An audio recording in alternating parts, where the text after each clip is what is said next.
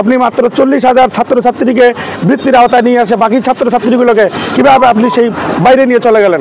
আপনি যদি সেই সমস্ত শিক্ষা প্রতিষ্ঠানগুলোকে নিয়ে ডেকে তাদেরকে যদি আপনি গোল্ড মেডেল দিয়ে পুরস্কার করতেন তবে আপনাকে আমি বাঘের বাচ্চা বলে উপাধি দিতাম। শিক্ষার্থীরা এবং অভিভাবক সহ আমরা এই শহরকে অচল করে দিব বলে আপনাদেরকে আমরা সতর্ক করছি। বিসমিল্লাহির রহমানির রহিম।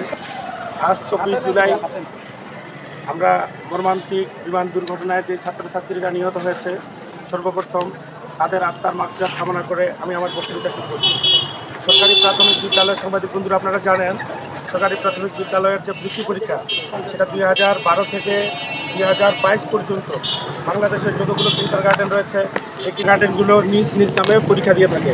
পরবর্তীতে সরকার যখন মনে করলো যে বাংলাদেশের শিক্ষার্থী যারা কিন্ডারগার্টেনে অধ্যয়ন করছে তাদের কিন্ডারগার্টেনের শিক্ষকগুলো বিভিন্ন ধরনের অনিয়ম করে তারা শিক্ষা প্রতিষ্ঠান পরিচালনা করে, তখন তারা আমাদেরকে একটা নীতিমালার মধ্যে নিয়ে এসে EMIS একটা কোড দিয়ে দেয় আমাদেরকে। কোড দেওয়ার পরে আপনারা জানেন 12 সাল থেকে 2022 সাল পর্যন্ত বাংলাদেশের সকল কিন্ডারগার্টেন যারা তাদের নীতিমালার আওতায় এসেছে তারা নিজ নিজ নামে পরীক্ষা দিয়ে আসছে।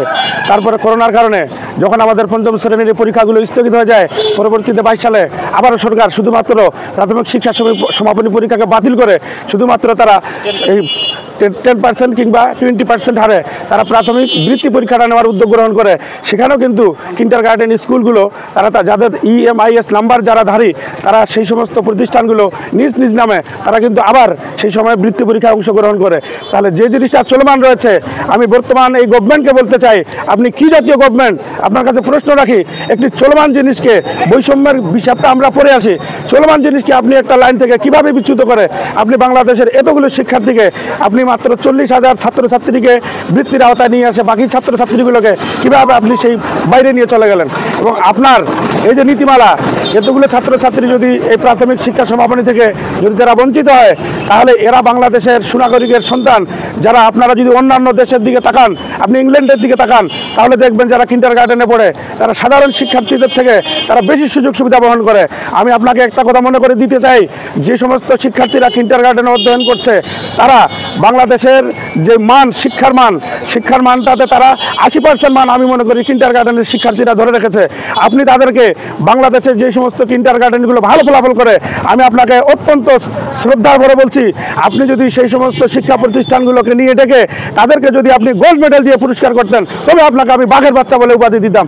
যে এই সমস্ত ছেলেমেয়েরা তারা বাংলাদেশে অধ্যয়ন করার পরে তারা বিনা বেতনে অধ্যয়ন করছে এখানে। এই সমস্ত টিচার যারা মাস্টার ডিগ্রি হোল্ডার তারা বিভিন্ন ভালো ভালো সাবজেক্টে অধ্যয়ন করার পর তারা যখন বাংলাদেশে আমাদের চাকরির যেখানে সংকুলন হয় না সেখানে তারা নিজ উদ্যোগে প্রতিষ্ঠান করে নিজে বিনিয়োগ করে তারা যখন এই প্রতিষ্ঠানগুলো চালায়, সেখানে আপনার 1 টাকার অর্থ নেই। এবং তারপরেও আপনি কি কারণে আপনি এই বাচ্চাগুলোকে এত ভালো অধ্যয়ন করার পরে আপনি তাদেরকে বঞ্চিত করলেন? আপনার কাছে আরও প্রশ্ন রাখতে চাই যে যখন EMIS কোড দিলেন, আপনি প্রত্যেকটা স্টুডেন্টকে আপনি হাতে হাতে বই পৌঁছে দিলেন, বই দেওয়ার পর কি কারণে আপনি সেই লাইন থেকে আবার বিচ্যুত হয়ে গেলেন? আমি আপনার কাছে প্রশ্ন রেখে গেলাম।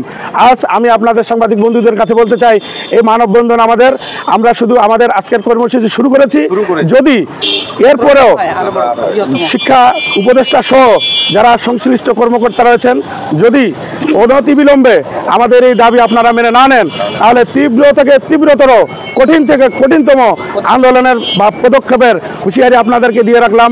আজকে শুধুমাত্র আমরা যারা শিক্ষক রয়েছি আমরা শুধু রাস্তায় দাঁড়িয়েছি, আমরা শুধু আপনাদের সম্মানার্থে আজকে কোনো শিক্ষার্থীকে নিয়ে আমরা রাস্তায় দাঁড়িয়ে যাই নাই। যদি প্রয়োজন হয় তাহলে আমরা শিক্ষার্থীরা এবং অভিভাবক সহ আমরা এই শহরকে অচল করে দিব বলে আপনাদেরকে আমরা সতর্ক করছি।